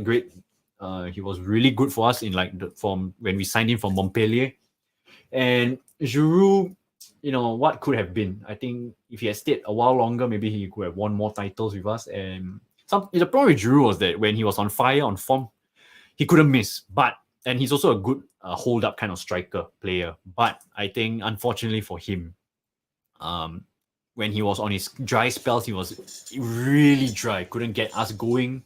He was one of the reasons why we couldn't win the league against Leicester, because he had a really dry spell in that season. Very unfortunate for him, but real good for a big man. He's really skillful on the ball, and you have to put him here. And then last but not least, we had Nwankwo Kanu, super sub, our original super sub for Arsenal. Has got a lot of crucial goals for us and really good on the ball. Can't say, and he won. Glad that he won the FA Cup with. He's won also a lot for Arsenal, but he's also won the FA Cup with Portsmouth. He was a big part of that Portsmouth team. So, Liverpool strikers were. They have quite a long list. Back in the 80s and the 90s, they've got a really good strike force. We've got Fernando Torres. Poor fellow joined Chelsea and he fell off the mat. But in his time with Liverpool, he was some years in the 2007. Some say he was unplayable. Really top player. And then you've got Michael Owen, Ballon d'Or winner. If you guys if you were watching earlier on, I said that English players don't really do well abroad, and Michael Owen was one of that players. Didn't do well at Real Madrid. Didn't do well at Newcastle as well. Really fell off dramatically after his Liverpool career. And then you got Robbie Fowler. Big reason why we lost the FA Cup was Robbie Fowler. Great striker. I think you can say of all these players, right, he's like one of the best clinical finishers in this list. So big ups to Robbie Fowler. So next slide, we've got the striker final standoff. It's Luis Suarez against Thierry Henry. Yeah. So Thierry Henry. What is there for me to say as an Arsenal fan? Thierry Henry. He's voted as the best Premier League player of all time. So should I say much more? Probably not, yeah. But you can even say after his career at Arsenal, he did so well at Barcelona, right? So I don't want to spend too much time. You can see the honours on your screen. And it's unfortunate that Harry Kane took over his record as the highest scorer in the North London derby. But we are still bigger than them. So moving on. Luis Suarez. His accolades also is crazy. He's getting old. I think he's playing back in Uruguay right now for his home club. When he's youth career, he spent his youth career. And I think the problem with Suarez, I could have really made an argument for Suarez if he had stayed maybe 3 or 4 more years and he had the same kind of outlet for Liverpool. You can make an argument, right, that maybe he can play alongside Henry and even be better than Henry, but he had to stay for like 4 or 5 more years, in my opinion. And yeah, I don't want to waste too much time. With that being said, my striker. But that year when they almost won the league, Luis Suarez was magnificent, I would say. Can't say much. Thierry Henry. So, we have come down to the combined 11 of the Premier League era all time for Arsenal and Liverpool. So here is how it's lining up. I've got Alisson as my goalkeeper. I've got Trent and Robbo on the flanks. I've got Tony Adams and Virgil van Dyke center of the park in our defense. And then in midfield, we have Patrick Vieira and Stevie G. On the wings, we have Sadio Mane and Salah. And then in our attacking number 10 role, we've got Dennis Bergkamp, the non-flying Dutchman. And last but not least, we have Lesoeko. I'm probably pronouncing it wrong, but the ultimate striker that every team dreams about, we have Thierry Henry. All right, so here is my combined list. Is there any dispute right now? I'm sure there's a few disputes, yeah. This is my final list. If you guys agree, disagree, let me know in the comments. Comment down below if you agree or disagree. And then I've got a new comment. Why it didn't come through? Joshua, right? Joshua just commented. Okay. So Joshua says, where is Suarez? So Suarez, okay, for you, Joshua, I'll go back a bit. So yeah, I did. He was in my final 2. So I made an argument. Joshua, I don't know whether you were here, but I said that if Suarez stayed on for like maybe another 4 more years and he was still given that kind of return for Liverpool, you can really make an argument against Henry, But sad to say, he went on to Barca, but he also did really well at Barca and Atletico Madrid. And then he said, where's Torres? Torres was in my honorable mentions. Let me show you. Torres was, Torres here. Torres, you've got Michael Owen, Torres, and Robbie Fowler as my honorable mentions. And then let's move on to Alberto. Thanks for joining, Joshua. Actually, Joshua, we're planning to do like this together. Then we can like debate on like on the live stream. But he's busy, and I thought maybe I wanted to do this on my own. Let's see how I can improve this as well. Let me know how to improve this. Was I talking too long? I think 1.5 hours was a bit comprehensive, but I think it was a really comprehensive list, and I hope you guys enjoyed it. So let's move on to Alberto's comment. He said that Trent Alexander-Arnold out for Lauren, and then Mane out for Perez. Okay, I would say Lauren, right? The thing about him is that similar to like your likes of Sol Campbell, he gave us really good years, but only like 5-6 years. So that, not say longevity, but he could have achieved more if he played longer for Arsenal. And as I said earlier on, Trent Alexander-Arnold, because you can still build on that legacy, and I believe that he's also like one of a generational kind of talent at the right back role. He really revolutionized the kind of right back that you want, a full back that you want in the game. And you say that Mane out, Perez in. Yeah, I can make an argument for that actually. I can really do make an argument for that, as I said earlier on. But as of now, I got to pick Mane. I think Mane's contribution for Liverpool is undoubted. I think it's very fair that as an Arsenal fan, I have to give the props to him. I think that Mane not say deserves the nod over Perez, but it's very close. So with that being said, I think the hardest position for me it was actually Mane and Perez. Yeah, I think that was the hardest position for me to kind of argue my way out. Not argue, but to debate. Yeah. So Joshua says where's Torres? Commented it, and then Joshua says Firmino over Henry. Yeah, in what world I would imagine. So Football Ferrer say, brother, is this a joke? No, it's not a joke. I think it's very fair. 7 Liverpool players, 4 Arsenal players. I think it's very fair. Recency bias, of course, but what Liverpool has done in the past 4 years, I cannot discount that. And also, they can still build on that kind of legacy, as I said earlier on. So, I mean, if you comment down below who will be your team, I would love to hear out also. But I think this is a fair team overall. And then also, with that being said, I made a second team. So for second team, I think this is very, not say straightforward, but Arsenal kind of dominates the second team because the kind of depth that we had, and also the invincible years and also the 90s, I think we had way better players. So let me go on to Football Ferreira. He says, where's Cole on that left back? All right, so if you didn't watch earlier, I would assume so. Jose. So why I didn't put Cole is because he only had 5 good years at Arsenal, and his prime years was actually at Chelsea. So I cannot put him on this list because just on the rules list is mentioned that. Let me show you on the rules list. Based on their performances with Arsenal or Liverpool, and not career driven or with another team. So Ashley Cole. So let me find the list. I mean, it's only fair. I mean, I think you cannot put that as career. Yeah. So Ashley Cole, look, he only had like a good 6 years with us, 5 years. So you can see on the screen right now, top 3 left backs in his era, but I cannot put him on this list because he only spent 6 years with us.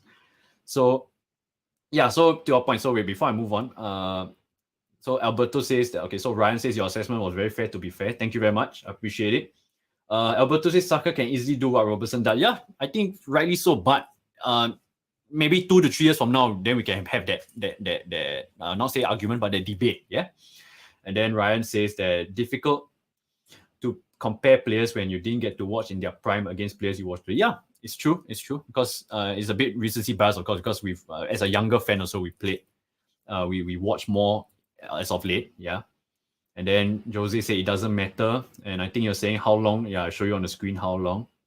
And then you say that you got Liverpool players who won't be there for long. Yeah, it's true. But I think these players also, I'm assuming that they're going to play a longer time for Liverpool, and they still can build on their legacy and their career. Then so why would you have Van Dijk? I mean, Jose, you call yourself a football fanatic, right? I think you cannot discount the fact that Van Dijk in the past 3 years has been one of the best centre backs in the world. And if you let me go to the Van Dijk, let me go to the Van Dijk slide. Yeah.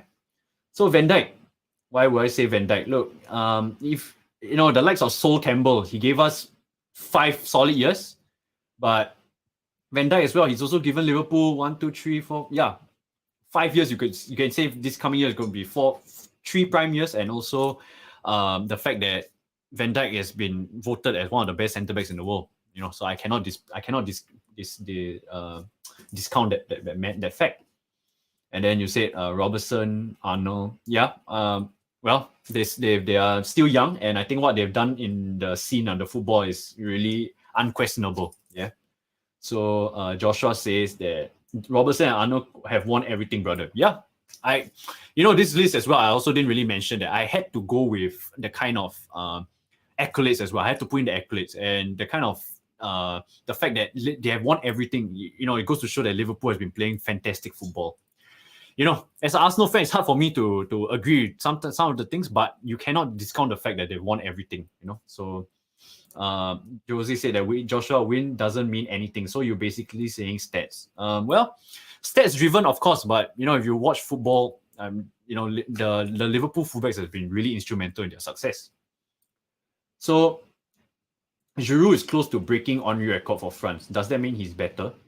Well, Giroux is internationally good, yeah, but then also the fact that I think you're taking out of context. You can't really, if you want to go statistics, we can make an argument for statistics, but you cannot just take things out of context. I feel, Jose.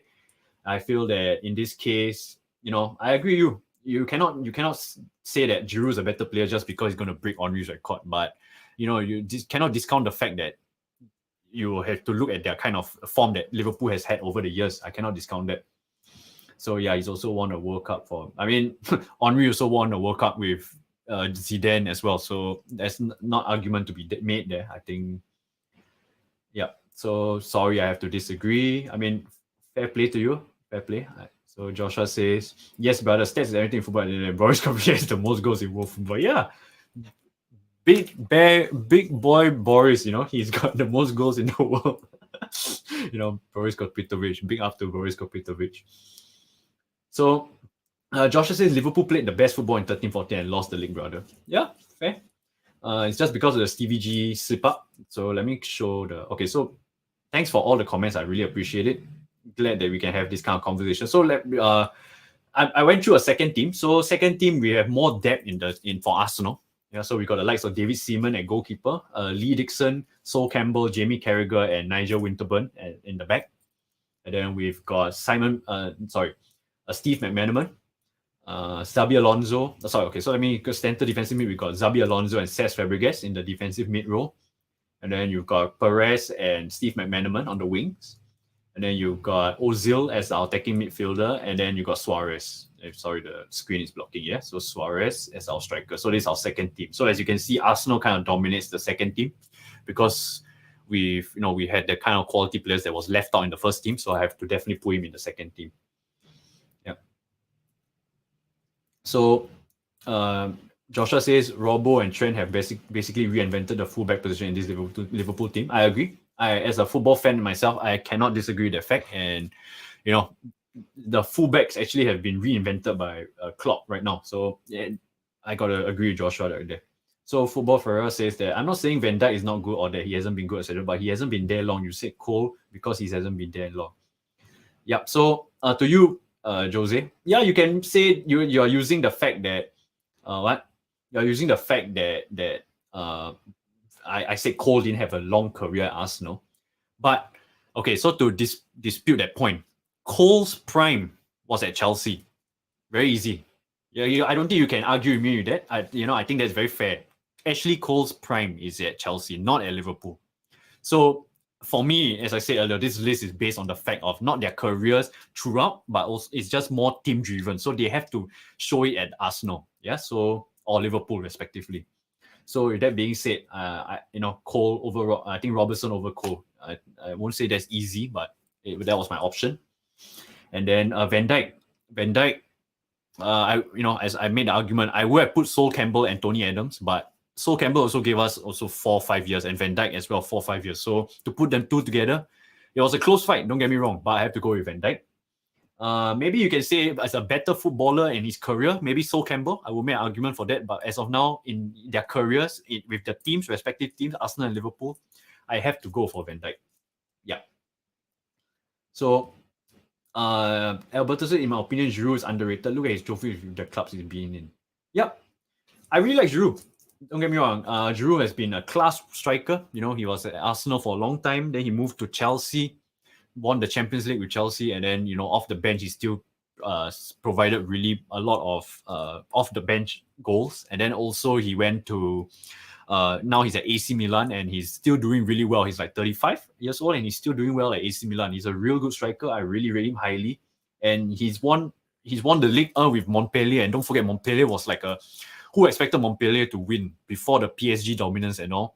Lyon was the dominant team, and then after that, out of nowhere, Montpellier won the Ligue 1. So big up, and Giroux was a big part of the reason, which is why Wenger brought him to Arsenal. So, Football Ferreira says, Henry is miles ahead of Giroux. Giroux could go and score 200 goals for France, and Henry is still better by miles. Yeah, fair. Of course, this is a fact, but I think out of context, I would say it's a bit out of context, For Henry not scoring, maybe Giroux has been doing really well in the international scene, and don't discount the fact that Giroux is not a bad player. Giroux is a fantastic player for Arsenal and for Chelsea and for Milan and for Montpellier and for France. So Football Ferreira says Giroux is a good player. I rate him, Alberto, correct. All right, so Football Ferreira says Trent is amazing going forward, etc. Good pass, free kick, cross, but can't defend, brother. As a right back, if you can't defend, you're probably going to say he won't make the list. Fair. But to Joshua's point, I will agree with him. They revolutionized the game. And, I would say that in today's football, yes, you may make an argument that if you can't defend, you're not right back.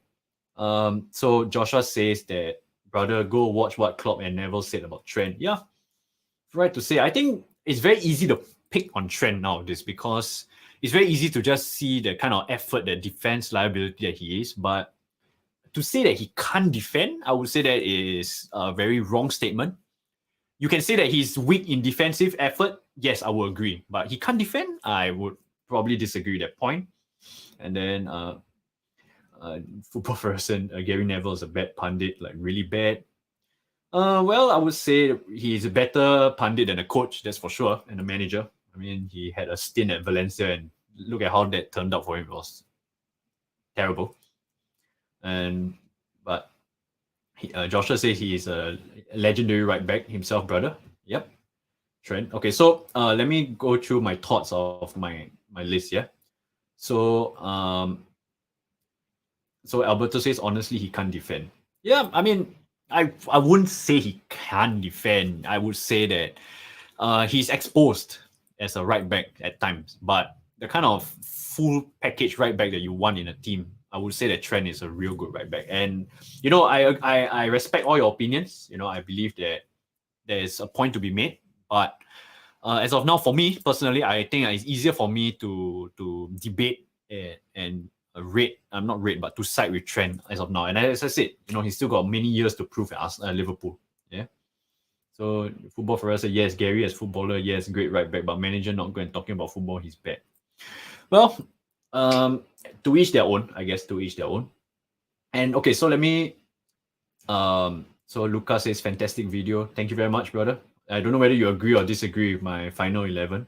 So if you want to have a look at the team, this is my team. 7 Liverpool players and 4 Arsenal players. So let me go through to reason. Let me go and explain the reason why. Yeah. So here were my closing thoughts. All right. So Liverpool 7 players, Arsenal 4 players, and then Liverpool's dominance in the past few years has heavily influenced this combined 11. And if you ask me if I had made this list 2 years ago, I think easily the roles would have been swapped. I think there will be 7 Arsenal players and only 4 Liverpool players. But as of late, like what Joshua said, I've got to respect the fact that Liverpool has done so much in the past 3 years, and I've got to give the flower and I got to give credit where credit is due. The kind of impact that Liverpool has made on modern football, this game has, and Klopp, I cannot discount the fact. And yeah, there are a lot of Arsenal names that I left out, legends as well, but in the first 11. However, like what to my friend Ryan, he mentioned earlier that I'm a bit younger fan as well, so I'll base more of a bit more recency biasness as well. And then it's difficult to compare players you didn't get to watch in the prime against players you watch today. So I mean, for me, that's how I will assess my combined 11. And then many of the 11 can still continue their legacy. So as I said, you've got the likes of Van Dyke, Robbo, TAA, Alexander Arno, Salah. They're still playing, and they can still continue and build on their legacy. For all you know, maybe Liverpool can win another Champions League, or next year they can win the Premier League, right? So you cannot discount the fact that there's a possibility they can grow in their status. Whereas like players like Ashley Cole, players like the names that I've missed out, maybe Robert Perez, they've retired, and maybe you can make an argument that because they are retired, we should actually give them a bit more leeway to them, because they can't really continue their legacy. But I think in today's world football combined 11s, right, you have to look at the future as well. You have to see their careers, and I think these 3 players would, and not 3 players, but a lot of the Liverpool combined 11 can still continue their legacy. Yeah. So let me go on to my next. So before I talk about best coach, maybe I talk about Alberto's point. That Liverpool dominating the last 5 years only got them 1 title. I mean, very fair point. That's facts. You can't dispute that. But you got to say that it's because of Guardiola and City. You can also make an argument that Arsenal had a good squad in the past, but we just in our 2013 to 2016 run, we actually made a good runs at the title, but we just didn't win. You can make an argument for that.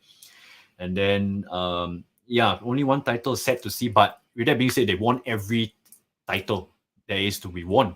Whereas for your City, they won 4 out of 5 last Premier League championships, but they've not won the Champions League. So that is a big factor, as you want to compare like Liverpool and City. I would say that Liverpool as a whole team, in terms of like cup competition and the league, they have done it all. Whereas for City, yes, they have dominated the league. However, cup competitions, they have not really set their foot and really established that. That's my opinion. That's what I believe. So best coach, Klopp or Wenger? Okay, so for this one, I didn't really not say discount the fact, but I didn't really give much thought about this. But if you're putting me on the spot right now, and you were to ask me whether is it going to be Klopp or whether is it going to be Wenger, I think for this one, right, I've got to go for. I think I'm going to go for Wenger. I think Wenger with this squad will be quite deadly, in my humble opinion. A bit of biasness kicking in, I feel. I love Arsene Wenger. He's one of the biggest legends in my football terminology and what I believe in. But yeah, I got to go for Wenger, Joshua. Thanks for the good question, actually. Yeah, I think Wenger has to be the one for me.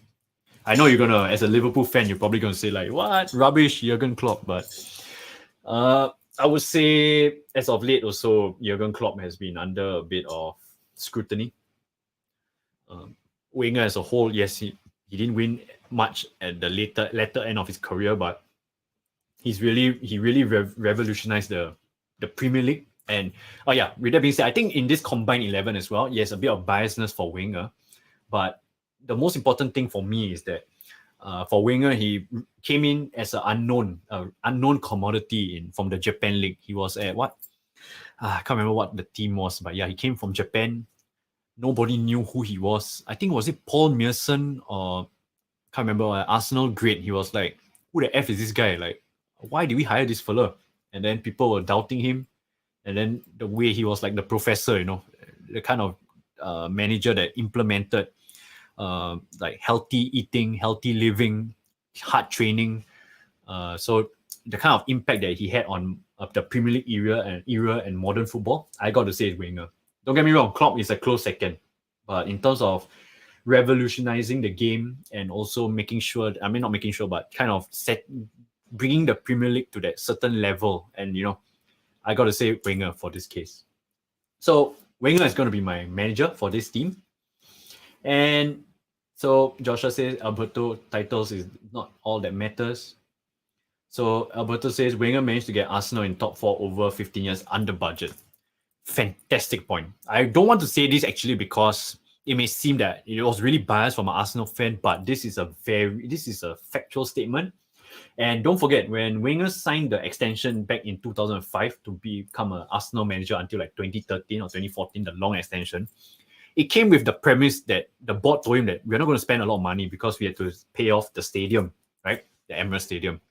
And then the Emirates Stadium proved, it goes to show that Wenger's kind of philosophy and the kind of ability to get us in the top 4 for so many years, right? After the Invincibles, and everything, under budget and whatnot, goes to show the kind of ability he had as a manager. Yes, we Arsenal fans can be a bit picky and a bit, what's that word I'm looking for? A bit we can heavily criticize the fact that he's not won much in his last 10 years at Arsenal, but you got to make an argument that you got to give him the props that nowadays you see top 4 is not a foregone conclusion. Top 4 is really tough to achieve, and the fact that he managed to get us in top 4 over 15 years under budget is really not. I would say 15 years under budget. I would say maybe 8 to 10 years, because we moved into Emirates in 2006, and then we haven't had Champions League football since 2017. So that was like 11 year. So I would say maybe 9 to 10 years. I would say that, yeah. And then we had a lot of prime players leaving us. The likes of Fabregas, the likes of Alex Song, if you consider prime player, the likes of Adebayor, Samuel Nasri, Gael Clichy, all these players leaving us, and we still managed to achieve top 4 every year. You got to give Wenger his flowers. It's sad to see that his legacy went down the drain a bit, in the later years, but he's still the professor of English football, I would say. And it's no surprise that till today, people still want to hire him as the manager of their teams. The England, it's inevitable that probably Southgate is going to leave England. Yeah, so the odds, right? They still put Wenger as one of the favorites too, and Wenger is like under FIFA right now, doing a role at FIFA, and they still think that the wallpaper just went up, and they still believe that Wenger is a top-notch manager that can lead top national teams to glory. So that goes to show this kind of quality, and it's a statement to world football that Wenger was really respected amongst his peers. You don't have to say much. Sir Alex Ferguson even rates him so highly. He was the main rival when United and Arsenal had the main rivalry back in 2000, and since Wenger joined all the way to Wenger. Joshua says Van Persie. Yeah, actually, I can't. To be very honest with you, Joshua, I kind of forgot Van Persie. I'm being very honest with you. I forgot about him, but he also left for Man U. And let me see who are my honorable mentions for Arsenal. Let me see who are my honorable mentions. Yeah, maybe I could have put him over Kanu, but I totally forgot about Van Persie. How did I forget about Van Persie? Damn.